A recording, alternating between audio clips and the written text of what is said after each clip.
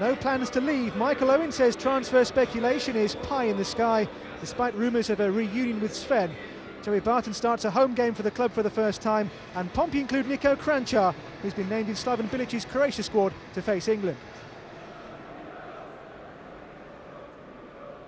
Attacker shows some nifty footwork. It just breaks to Smith here though, and now for Milner. You look for Michael Owen here. Milner's pass will find Owen, who will find Nzogbia.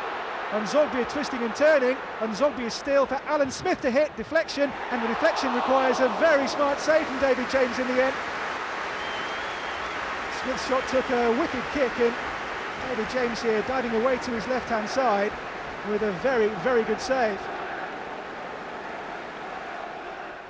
Montari. Kranjčar. Montari bursting on here for Portsmouth. It's a good challenge from Barton. Ball breaks though to Benjani's possession. It's Benjani deflection. It'll go behind for a corner off the Zimbabwean. Benjani strike there had lots of sting about it. Nico Kranjčar will go short to John Utaka instead. Utaka doesn't beat the first defender, who was Milner. Utaka again. Got away. It's Pamarot! Oh, magnificent from Noé Pamarot! It is a rocket from the Frenchman. Well, Harper in goal never got a sniff of this. It was really shifting. Mickey Butt away, on comes Pamarot, and look at that! Utaka's ball in, and Noé Pamarot runs onto this and just let rip and nearly burst the back of Harper's net with this.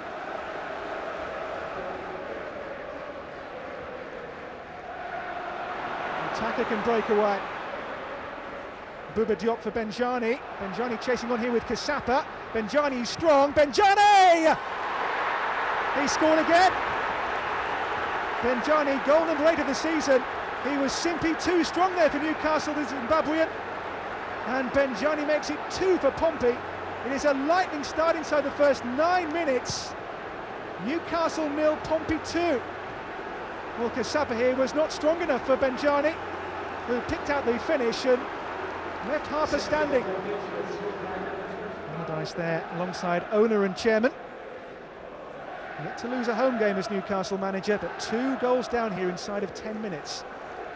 Taylor's header, Utaka will chase against Kasapa. It's John Utaka this time for 3. Utaka away from the goalkeeper. It is 3. This is just unbelievable. 3 goals inside 11 minutes for Portsmouth. John Utaka. It was clumsy and laboured defending for sure, but the finish was precise. And the boos ring around St James's Park. It is a magnificent start for Portsmouth. It is a horror show for Newcastle already.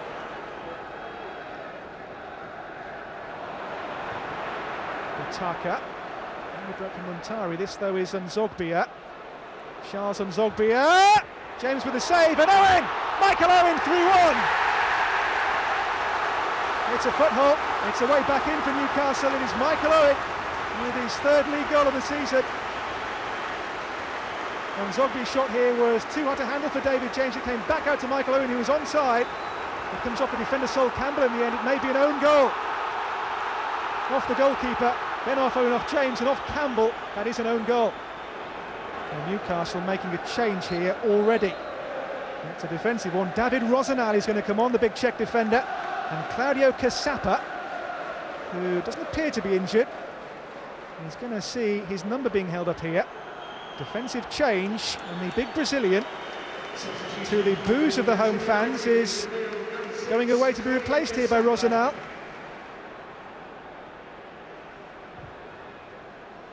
Sean Davis. Ball in here towards Benjani, deflects off the defender Rosenal behind for a Pompey corner. Sean Davis is towards the far post here for Portsmouth. Go Kranjčar with the corner.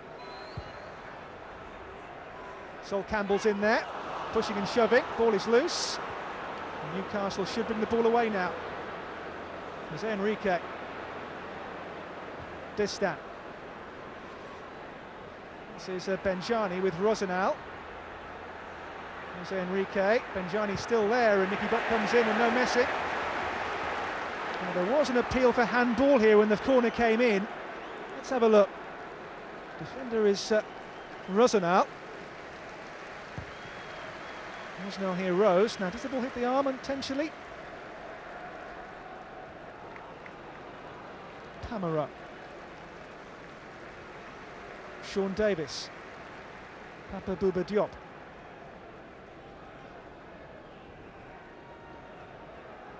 Diop. Martins with a challenge. Foul challenge.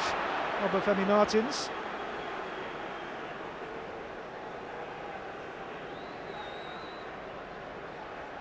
And Montari is coming across here with real intent. He wants to take the free kick, I think. It's taken out by Montari, and the cross is sent in towards Sol Campbell, and Diop's header. They claim handball there, Portsmouth. There's real appeals as the header was won by Papa Bouba Diop. In comes the cross in now. Was there a handball against Abdoulaye Faye?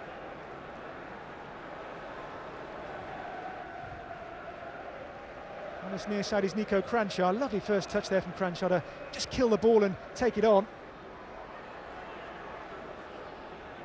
Cranshaw thought he was pulled back, and the referee concurs. Barton's challenge, Pompey free kick. Good game for Nico Cranshaw today. Barton here does have a hold of him. Well, a goal here for the away team would surely seal the points and maybe kill the game. It's Nico Cranshaw who drives the ball in. It's gone in. He took a kick off the defender, I think Stephen Taylor, on the way through as well. Nico Cranshaw with the free kick, and the final touch was off a defender. Cranshaw will, I think, claim the goal. It is 4-1 for Portsmouth here. Cranshaw's ball in. There's the key touch. It may well go down as a Stephen Taylor own goal. Cranshaw's ball in now. The final touch is clearly off the defender. Cranshaw's ball whipped into a dangerous area, and Taylor with the final touch, which wrong-foots Harper and makes it 4-1 Pompey. Well, with more than 50 minutes to go, these fans were already heading for the exit at Newcastle. It's been a horror show on home soil, heading towards their first home defeat of the season, and they can see no more. And Kanu, via the referee, finds Diop. Pamaro. This will be the final assault of the game for either team. Noé Pamaro, and there's the full-time whistle. Pompey European contenders, you bet. It's a first home defeat for Big Sam as Newcastle manager too, and Pompey's first win here for 58 years since 1949. The full-time score at St James's Park: Newcastle 1, Portsmouth 4. Tony, great performance built on the foundations of a quite wonderful start. Yeah, I think we got 3 in 12 minutes, I think it was, but excellent performance, some great individual displays, and we kept the ball really well today. It was really pleasing. What's changed the way Portsmouth play away from Fratton Park, do you think, this season? Now it's okay because we go out, we're going for away games with the mentality to win. It's different than before. We're going to defend, now we attack a lot when we're going for away games. The only change made with Rosnell on for Casapo. What was the thinking behind that substitution? We just felt we needed to do something straight away, and I think Dave did pretty well when he went on. So you know, that's it was just a case of having to do something pretty quickly. So you have to make sure this was just a one-off. Yeah, absolutely. Certainly not going to stand here and make any excuses, certainly, but really it is important how we respond to this now, because to get beaten at home by a pretty big margin is something that you know, we don't want to happen.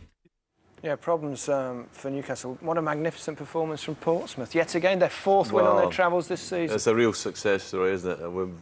We keep going back to playing the Big Four early on and then having to make the most of it and picking up points. But to go to St James's Park and the first victory for an eternity, and to do it in style, the first goal was phenomenal. Great performance, Marcel, by Portsmouth. Let's say that they have really tried, to play behind the defence and put the defence of Newcastle in trouble. You know, they have strikers who are able, you know, to go forwards and fast, and I'm very happy about Portsmouth here. At times, though, Newcastle were a shambles at the back, particularly early on in the game. Well, in the first game we mentioned 4 great centre-backs, but Newcastle didn't have any today, and they've had problems in that area, you know, for the last 9 or 10 years. We're going to show you a graphic here of who they've signed. Marcelino was a disaster, Bramall wasn't great, Woodgate was always injured, Boomsong was terrible, and then they've had 4 since June, and they're no further forward, you know. And we watch it today. We pick up here. This is for the second goal. Palmer scores a brilliant first goal, but this is Faye. He just plays the ball absolutely nowhere, gets cut out, and then it's so simple. It's between the 2 centre backs, and Kasaba just brushed off it with consummate ease. Harper absolutely no chances at the back of the net, and then it gets worse. No communication. Bad header there by Taylor. Kasaba again. Gets caught on his heels, brushed off it again. Got to be stronger than that. Oh, you've got to be stronger than that. I mean, that's terrible. And he gets taken off, and then it just goes from bad to worse, because the final goal, Taylor, who I thought had a great season last season, you know, you look at that there and you think, God, what's all that about? And Harper's absolutely shell-shocked. As I say, Taylor looked to me like he could have been the answer at centre-back, but Sam watched him play in one match, then dropped him. Now he brings him back at right back. So I don't know what the answer is. Kasaba's a player you'd have seen at Lyon in France. I mean, 2 years ago he was the captain of Lyon. He was playing very well, and he was, you know, one of the leaders of the team. And he looks like today he had an injury also last season, and I think he didn't really recover. But I hope he will think, if he's a professional, he will come back at a good level. I hope so. Yeah, but I mean, we see it time and time again where everybody focuses on the great forward players, and yet if you haven't got a defence, I mean, Marcel and I would say that, but if you haven't got a defence, you haven't got a lot. You still need to score goals. 2 more encounters now. Shortly we'll see Everton entertain Birmingham, but first we've got Fulham versus Reading. One of the worst home records against one of the worst away records at Craven Cottage for us was Martin Fisher. Fulham have 9 players injured and 2 suspended, so they call up 20-year-old Nathan Ashton at left-back for his Premier League debut. Reading sticks the side that beat Newcastle last week. That means Kevin Doyle will play on the right wing again. He got the winner here last season.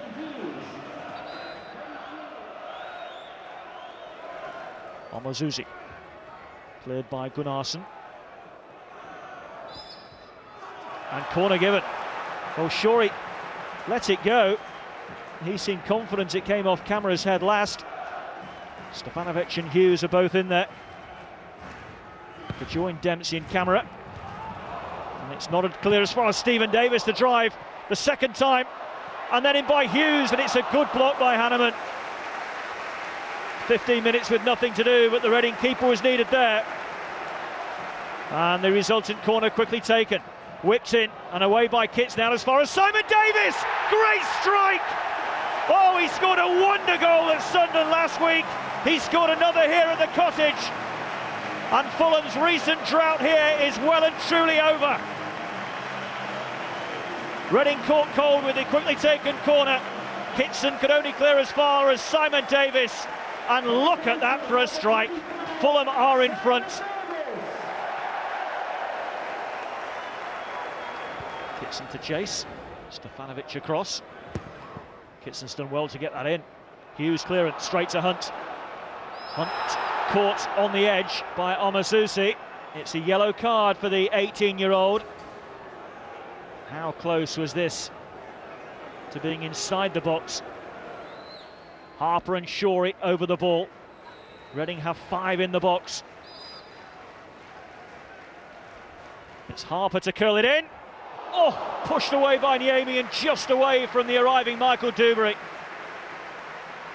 Not sure whether Doyle helped this on.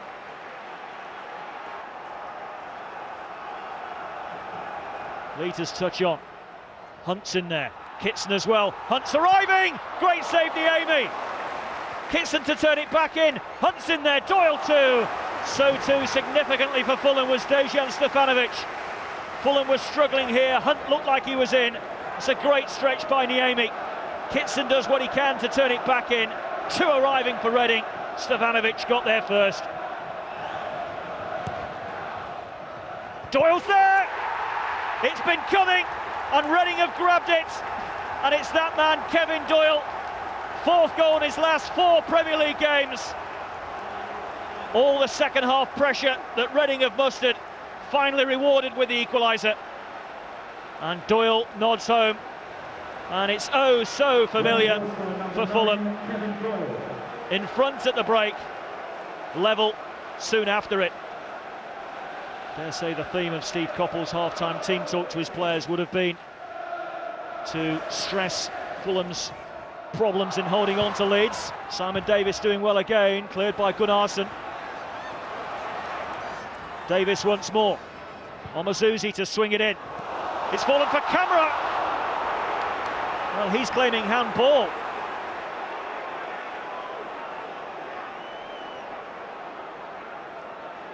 Now, how much of a connection does Dubry's hand make with this ball here? There's definitely some, because the ball moves away, doesn't it? It did stop it reaching Camera. Came off the arm of Ashton.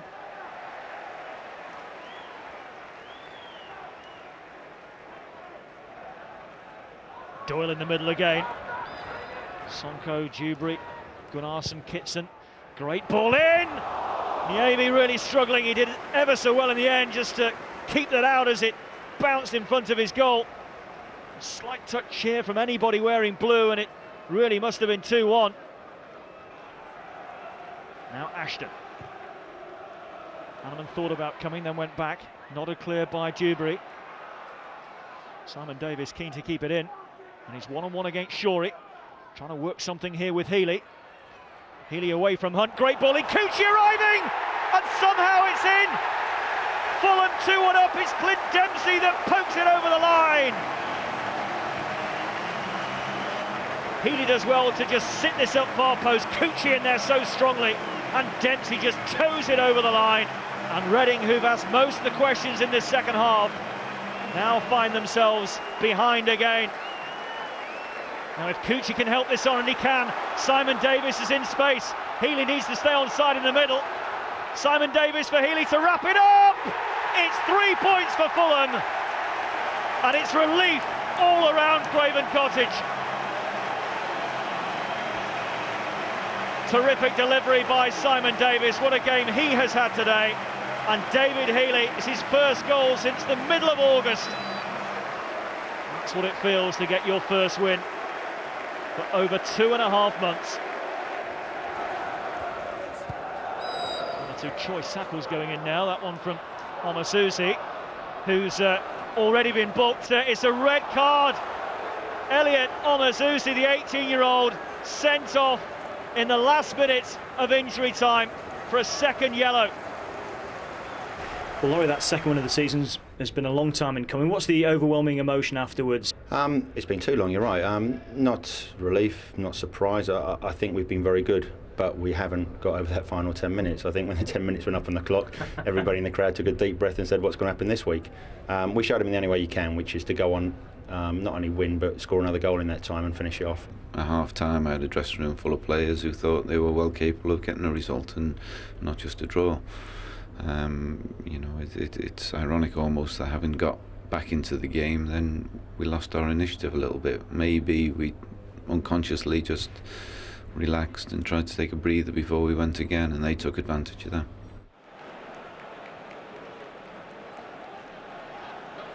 Mikel Arteta is back as Everton make 5 changes after the League Cup win. Tim Cahill, who scored the winning goal at Luton as a substitute, is also a starter. Birmingham's French signing Olivier Capo is their top scorer with 4 after his late winner against Wigan. So Birmingham in the all-red. The last league win at Goodison was way back in 1957, half a century ago. Oh, chance here, surely. Yes, he must, and he has. It's Yakubu. And it's taken Everton less than 10 minutes to make the breakthrough. Lovely little through ball by Arteta. Just nonchalantly slid it through, and the return ball to Yakubu, whose contact wasn't great, but it was sufficient to put the ball past Mike Taylor.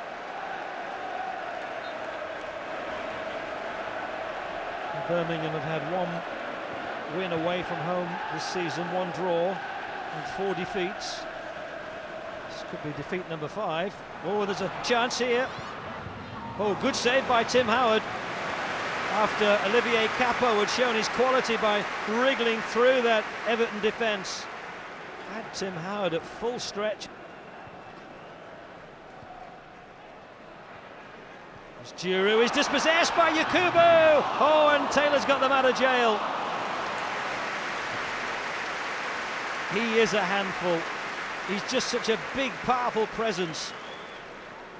Trying to lift it over Mike Taylor, who prevents his side from going 2-0 down. Philip Neville. Pienaar.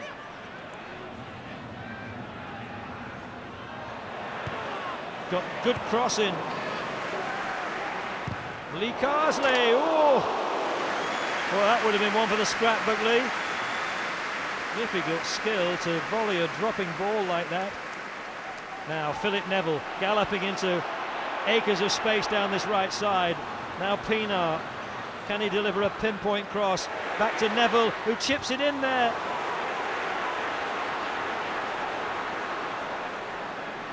They still can't get the second goal.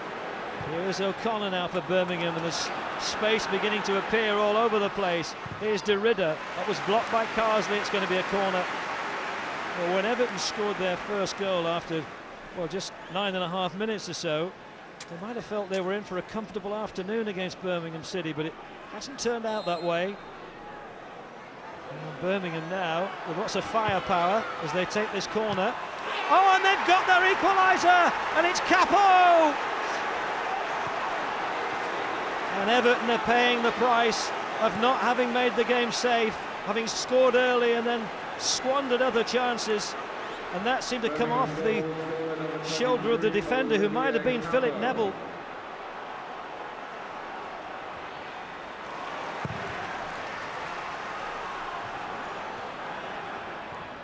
Well, this really has become an excellent match. Here's Yakubu trying to get inside the fullback, and he has. Here's Pienaar, cuts it across, oh, and it was deflected, and James Vaughan, just on as a substitute, holds his head in disappointment.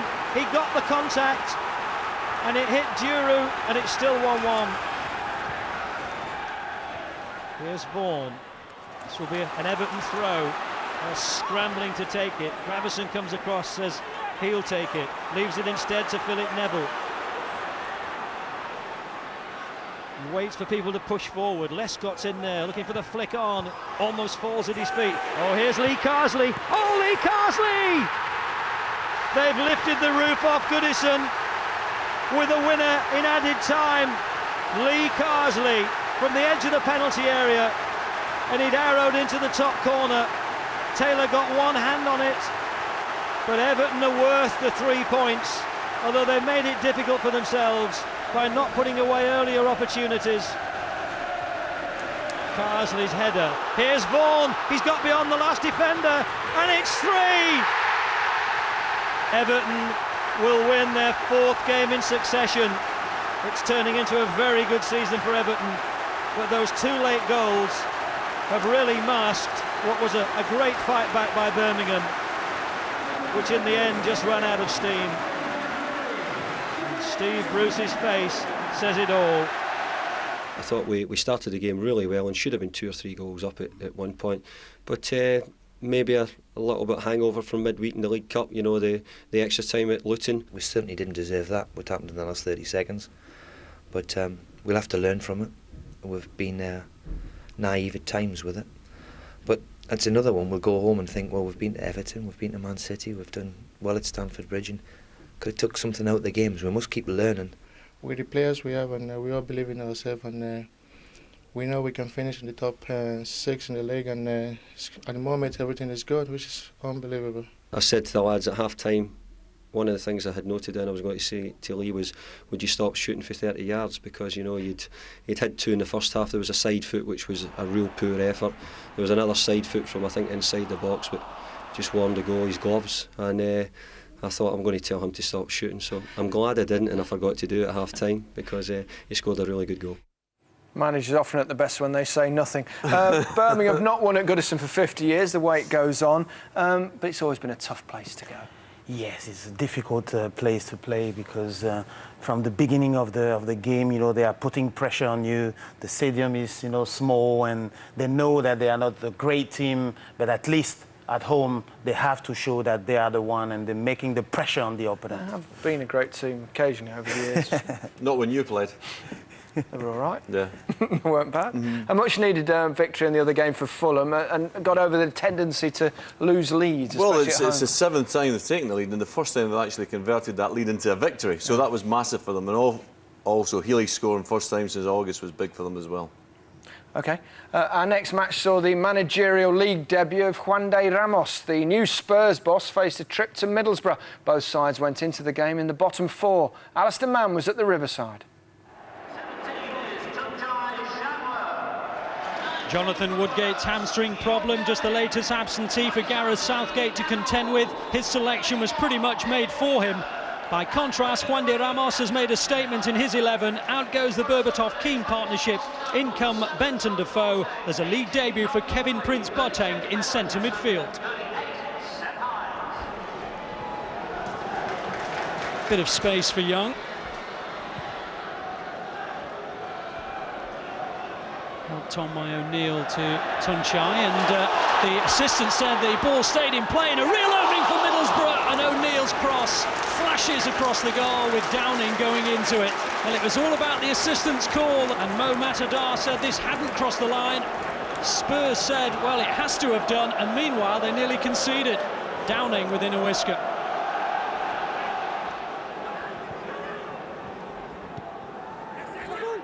Here's Young. Tackle by Malbron. It's a lovely ball as well to release Bent. Defoe scampering towards the penalty spot. Bent's going alone, and it was a terrific decision. Wow, he took that well. No emotion from the manager.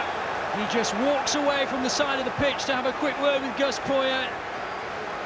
But it was his decision to give Bent and Defoe the start today, and Bent has responded.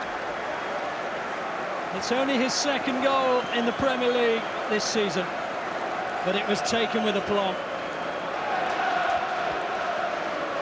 Well, he's certainly not giving away what he's feeling inside, but it's a good start. Boateng, Lee, Malbronk, Bent, Genus, Defoe, trying to find Bent with the flick with the outside of the boot. Defoe retrieves. Bent wants it! Oh, it was nearly the most exquisite of combinations between the two forwards. Defoe with the acceleration to get round the back. Bent with a run to the near to provide him with an option, and it was almost perfection.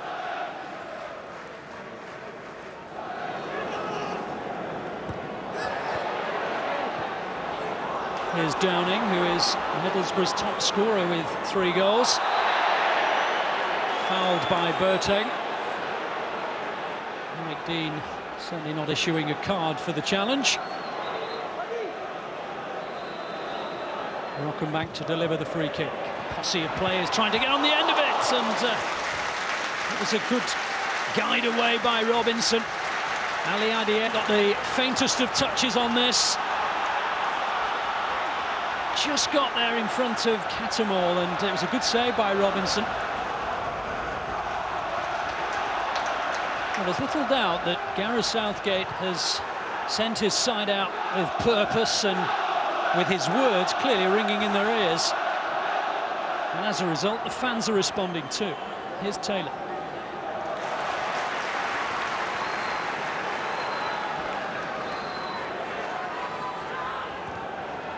Tunchai, nice play. Taylor hit it too flat. Well retrieved though by O'Neill, who brings in Young to hit one. Oh, that is fantastic! The boyhood Spurs fan with a dream goal against Spurs. But that is fantastic from Luke Young. What a goal, what a strike. Invited to hit it, and boy did it. Like an arrow, it just was too powerful to stop.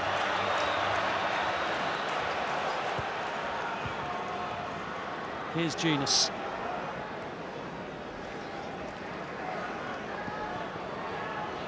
Untimely slip by Dawson. Ali Adier has pace. He's got the better of Dawson. Just gone too far wide, really. Claims of handball. The assistant on the far side says no. Mike Dean waves his arms and says definitely no.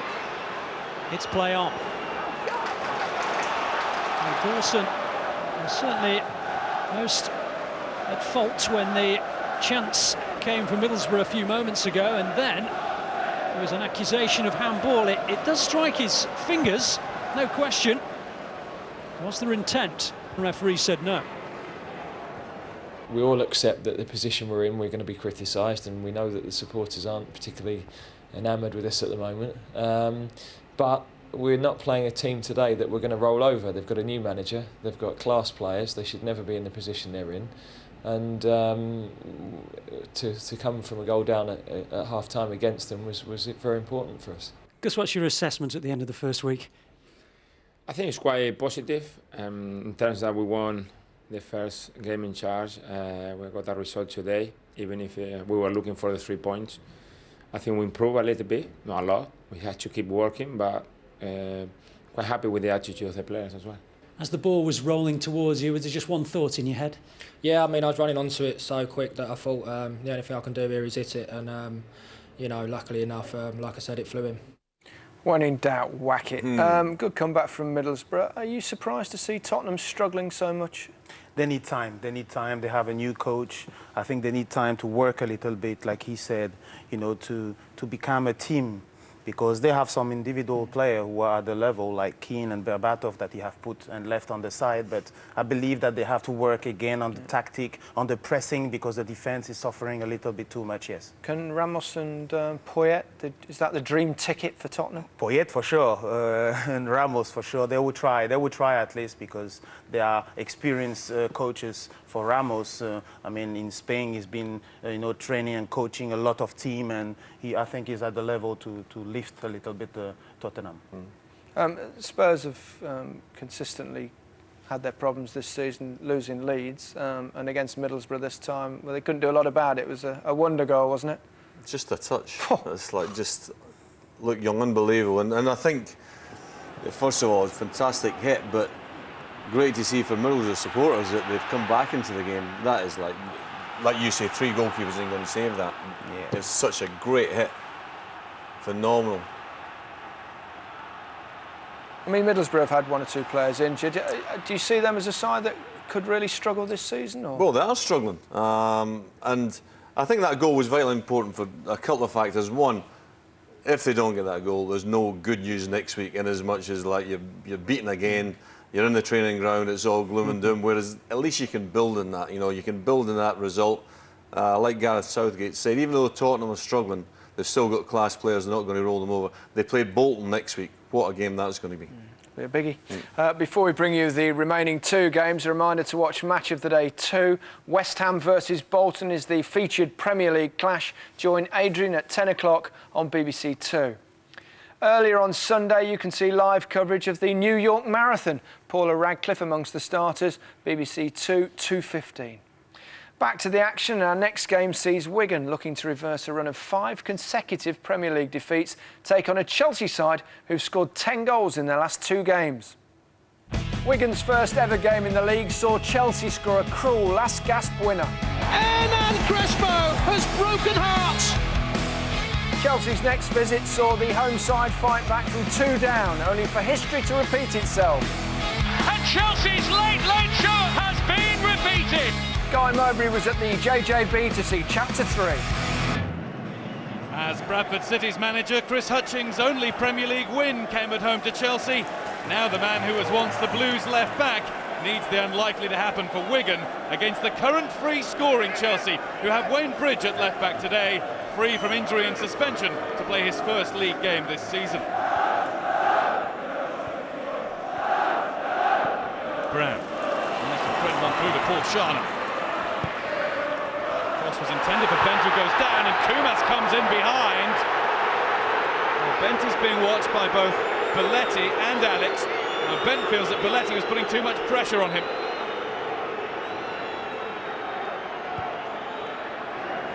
Drogba. Right, Phillips. He's burst between Lanzat and Kilban. And that's Lampard! Carrying on where he left off in midweek. Well, Wright Phillips found it too easy to get past the half-hearted challenges. It's a super ball in. And you just knew that Frank Lampard was not about to miss. That was weak from a Wigan point of view. That was brilliant from a Wright Phillips point of view. And the finish was elementary. From Grant and Henk ten Carter in discussion. Never quite totally happy with their lot, are they?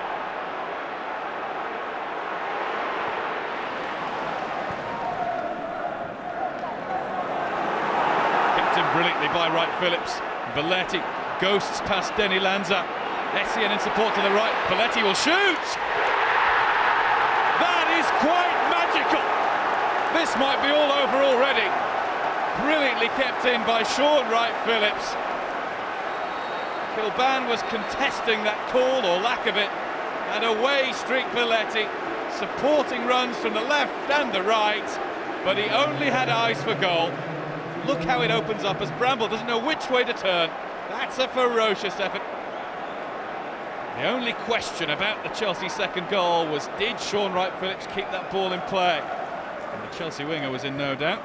More importantly, the man in the middle and the man with the flag weren't in any doubt either. Drogba. In comes Titus Bramble strongly, fairly, despite Drogba's claim. Kumas, again too slow. Wright Phillips is winning everything down this side for Chelsea.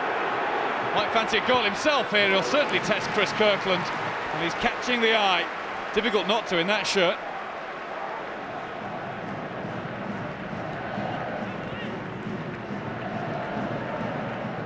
Drogba. Chelsea asked for handball. And they receive the decision too. Consultation goes on involving Bramble and Sharner. It's Sis Grankvist who puts his left arm out, shovels it away from Lampard. It's Drogba who's teed himself up to strike. How close was that? Very. Kirkland was stranded, it just about grazed the bar. Lampard. Engineered out to Sean Wright Phillips. Beautiful pass from Lampard. Wright Phillips v Kilban. It hasn't been a contest so far. Kilban needs help from Kumas. Poke through for Lampard. Straight up Kirkland. Only the finish lacking. It was well worked by Chelsea. Neat work from Sean Wright Phillips, and Lampard was wonderfully well picked out.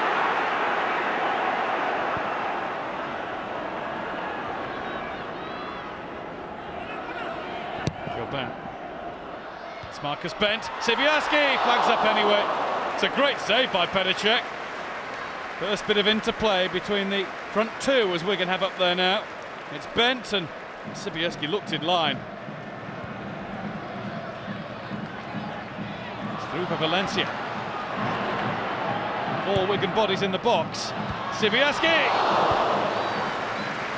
Chance is coming for Antoine Sibierski. Super cross from Valencia, and I think there was a little deflection which meant that Sibierski, yes, it comes off Alex, and that just makes it all the more difficult for the Frenchman. Do you feel perhaps in the first half your players give a little bit too much respect to the opposition? Well, I don't know about too much respect. We had a bit of a game plan just to sit off them and make it difficult, and then Lampard pops up as he often does and scores a goal, and then we can see the second one. So a little bit disappointed on the first half performance, but all credit to the lads from the attitude that they showed, especially in the second half, of taking the game to them and causing them a few problems. There's games where you can open up and score more goals, and there's games where you have to tighten up, and that's what we've done consistently over the last few years, and we should never lose that bit of spirit and that willingness to dig in and protect what you've got. You're definitely involved in the title race again, as if you ever weren't. I guess a draw at Arsenal today suits you as well, doesn't it? Yes, first it's good that we are winning, and second, of course, we will not win forever, and also Arsenal and Man United, but we are back in the race again. It was not easy after a very difficult time, but this is part of our character, to play good football and take points, and the reward for this that we are back in the game again.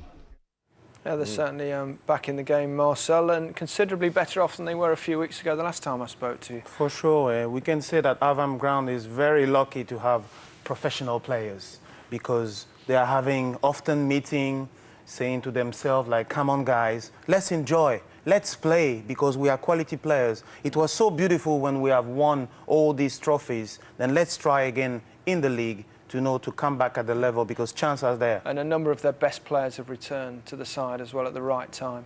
Yes, also this is very important. I mean, we're going to talk about Drogba for sure. I mean, he have bring also a lot of spirit in the team, and you're having also players like Sean Wright Phillip who are not happy because they were left in the bench, but now that they are coming back, then they are trying also, to lift the level of the group. Then this is very good. Competition is coming back inside the team again. Can they compete, do you think, with Arsenal and Manchester United? Can they maintain that title challenge? They are there. It's too early for the moment. Let's see, because if they have any defeat again, let's see, maybe they will react in a negative way. Then let's wait a little bit, but they are there on standby. Oh, they can compete, all right. Yeah. There's no doubt about that. Yeah. Too many great players not to be able to compete. And so far, so good for Avram Grant. For sure. Well, he stabilised the position. Last time we did it with Marcel was against Manchester United, where they were in total disarray. But they're stable now. They've got some of the better players back. Very professional performance today against Wigan. And as for Wigan, well, their demise goes on. They had a good start to the season, but haven't won for ages. Well, it's 6 straight defeats, 13 goals against, 4-4. They're away to Tottenham next week and then Arsenal the week after, all the very, very best. But Heskey's such a big player for them. If they get him back, then it could change, but they have to start getting results and quickly. Sure will. Our penultimate game this week was the day's late kick-off at Ewood Park, where Blackburn, who've won their last 7 games, took on a Liverpool side still unbeaten in the league this season. Jonathan Pearce saw this one. Benny McCarthy looks for a 6th goal in 5 games as Blackburn seek an 8th win on the spin. Oyer, Warnock and Emerton returning. Stephen Gerrard's netted in his last 3 and enters a crucial 4 days, with Besiktas a must-win game on Tuesday. Sissoko, Benayoun and Babel in for Alonso, Torres and Voronin from the draw with Arsenal.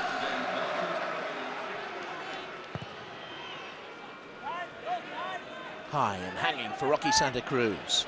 Flick on by Pedersen. Bentley, chance for Blackburn. He's dragged it a fraction wide, and it was the best opportunity of the game so far by a long, long way.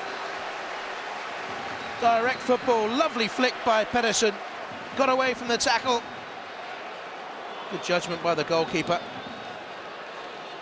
Just there, dragged it and flicked the outside of the post. Samba unopposed. Benayoun hasn't really got into the game. Maybe now he will. He's got Gerrard to his left. Babel counts at the far post. Babel stung the hands of goalkeeper Friedel, but he got it away. Fortune favoured the Blackburn goalkeeper there.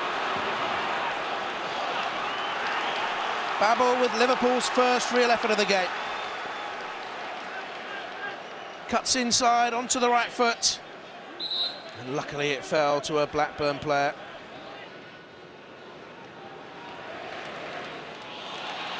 And this is Rocky Santa Cruz. Morton Gunt's Pedersen, Carragher's header, and it drops here then for Dunn. Oh, lovely effort, deserved the goal. Pedersen's coming in. McCarthy. Here's Bentley. Off Finnan. Dunn again. Dunn through once more. He's limping, David Dunn.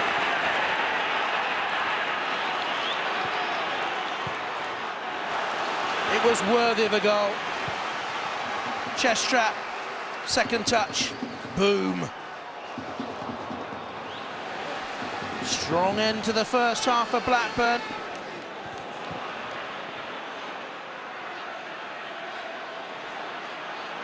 Finnan, here's Cout. Oh, he's through.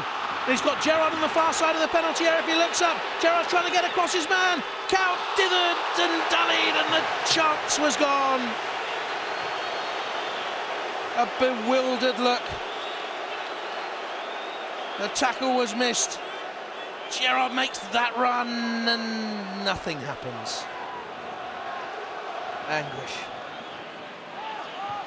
Emerton, Roque Santa Cruz. Held on to it well. Emerton.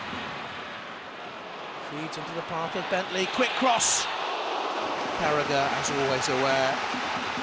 First yard then was in Carragher's head. Bentley with it. Oh, here's there. Carragher. Now did that hit her hand? Did it hit his arm? Carragher, who was involved in that penalty incident in the Merseyside derby just a couple of weeks ago, survives another scare. It bounced up and seemed to hit him on the flank from that angle. From that angle, though, you can see it hits an arm, and the arm was raised. But he was very close to Oya, and it would have been a tough decision.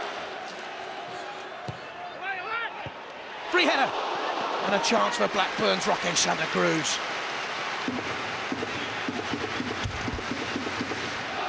Should have scored.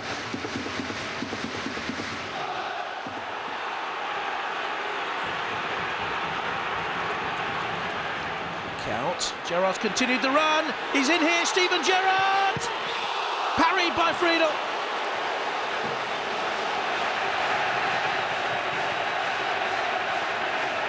Gerrard denied by Friedel.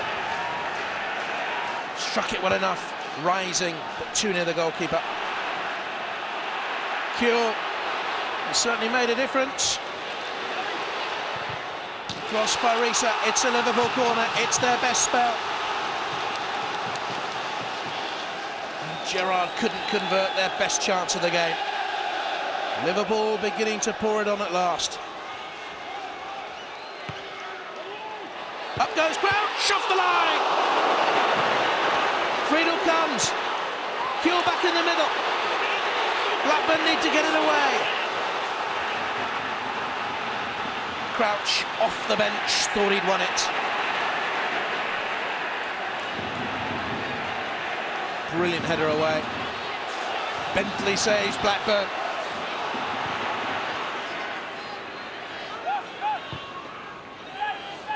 High in for Crouch, the setup for Gerrard. And Friedel has denied his old side a certain winner.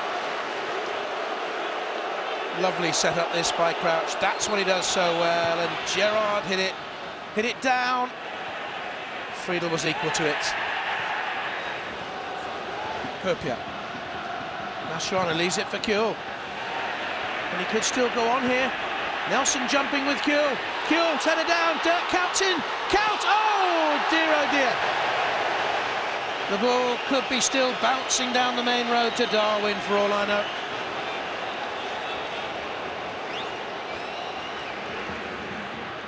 Down there by Nelson. Cout to Crouch, looking for Gerrard. Samba heads it straight down to Cout. Dirk Cout for Liverpool!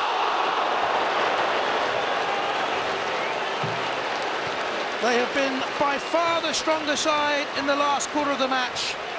In front of 30,033 fans have seen Dirk Cout going so close to winning it for Liverpool late on. Is it fair to say you looked at a more dangerous side once you'd sent Peter Crouch on? Yeah, when we had Harry and Peter and Gerrard in the right side, we had more offensive players, players that could go forward. So it was easier for us to create, and also because they were a little bit tired. We played 3 of the top 4, and none of them have beaten us as yet, and we're taking points off them. So we're delighted with how the season's progressing. We're going to have to sustain this run for a long period yet, but we're showing great signs that we can go up against the top teams and give them a game. A very resilient outfit, but 6 draws out of 11 now for Liverpool. Well, Blackburn is a hard place to go and win. You know, they're playing so well in the Premiership this season, but and Liverpool definitely played better in the last 2 matches than they played in the previous 4 or 5 against Arsenal last week and today. It's just that when Torres isn't playing, you wonder where the goals are going to come from. They've had a lot of draws, a lot of times that they haven't scored. In this match today, the last half an hour, they should have won by 2 or 3. Even though Blackburn might have had a penalty kick, Liverpool should definitely have won the match. I mean, they had 3 or 4 great opportunities. I think most of them fell to Dirk Cout. Well, this is a fantastic opportunity. He's cleaned through here. I mean, just there. If he plays it first time right across to Gerrard into that space he's in, but Sam actually goes the wrong way. No, he's got to take. I mean, he just takes it in there and hits it. But for some reason, he dwells on it, takes too many touches, and then it comes to absolute nothing. And you can see the anguish in that man's face. He cannot believe it. It's not in the back of the net. Then the next one, Huell, who's come on, does well here. He wins it in the air. Cout comes in. I think that definitely he's got to hit this first time. Don't take a touch, because he takes it away for goal. And then the last bit of play, I think he does really, really well, but he just doesn't find the net again. You know, Marcel will tell you tireless in his endeavour. Yeah. It's a great hit, and he's desperate and unlucky there, but I don't know if he's an out-and-out goal scorer. You know, I think that he plays down the channels right and left. What's your opinion of Liverpool, Marcel? Missing of lucidity and confidence. I believe Torres. that.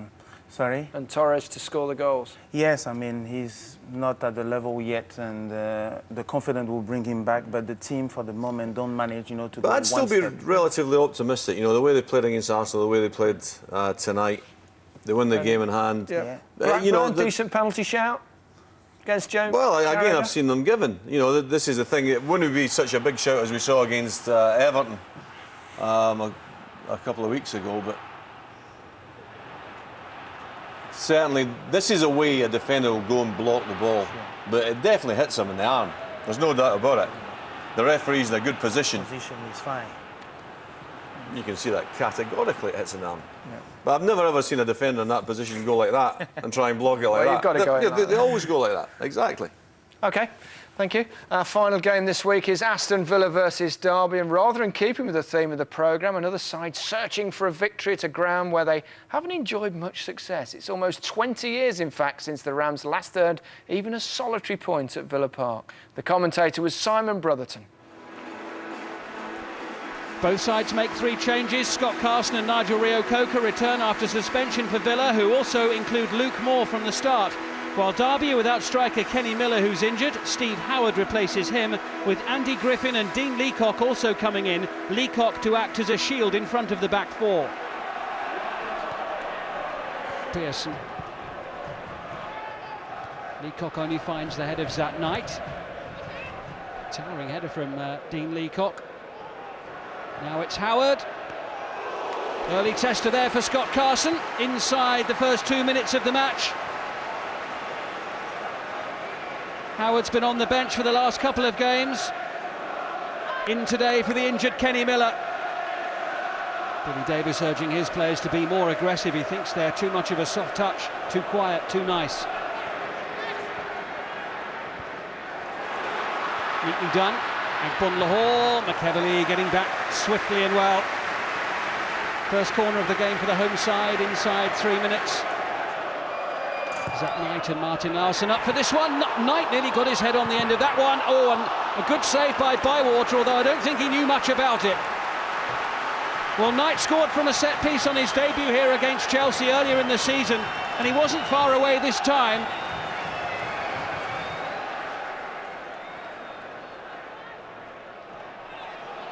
Pearson up there with Luke Moore, and it's given us a handball against the Aston Villa striker.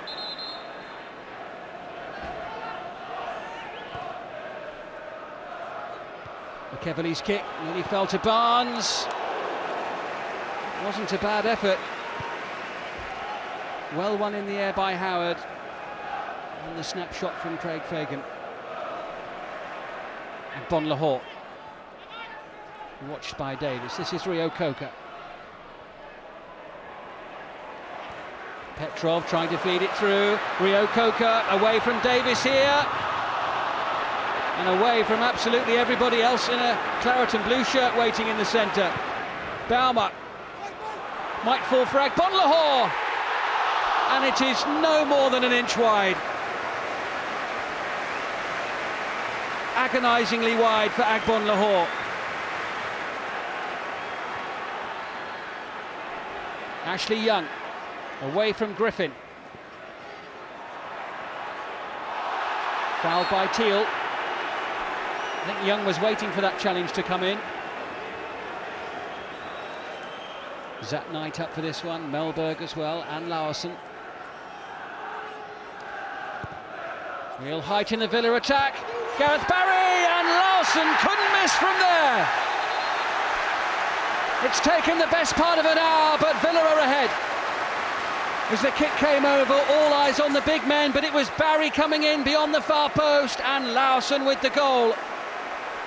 It's his third of the season, Villa's first of the afternoon. Villa 1, Derby 0. And at last, a real noise emanating from the Holt end.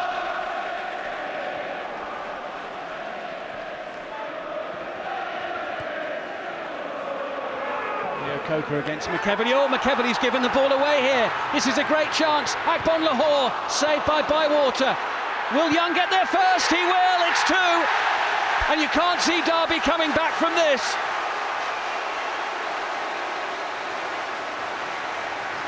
And they contributed to their own downfall in great part there. Young in ahead of Andy Griffin. Bywater making the save from Akbon Lahore. Smart play by Rio Coker. And an assured finish.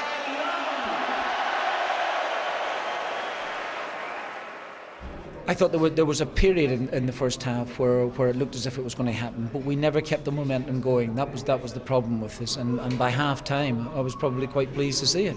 But the players galvanised themselves in the second half and certainly did enough to win. It was much better. But really shooting myself in the foot because we'd worked so hard. That first goal was crucial.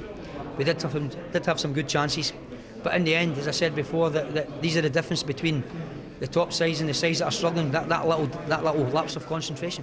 You enjoy it more when you've been out for a long time, and I feel great physically, and it's just nice for me to be back and play. So the knee's behaving itself? Yeah, I'm feeling good. I haven't missed a game so far this season, and I'm feeling good. Before we leave you a glance at the Barclays Premier League table, Arsenal stay top after rescuing a point against Manchester United, who remain second, but they have played a game more than the Gunners. Chelsea's 4th consecutive league win puts them into the top 3. Portsmouth jumped 3 places to 4th after ending Newcastle's unbeaten home record, and Blackburn stayed 5th after their draw with Liverpool, which sends the Reds down to 7th. With Bolton not in action, Derby wasted their chance to move off the bottom by losing to Aston Villa. Wigan, who briefly topped the table earlier this season, slip into the relegation zone. There was no dream Premier League start for the new Tottenham manager Juan de Ramos, but Spurs do at least move out of the bottom 3. Middlesbrough also move up a spot to 16th. Well, it looked like United were going clear at the top, but last gasp Gallus makes it game on. Goodbye.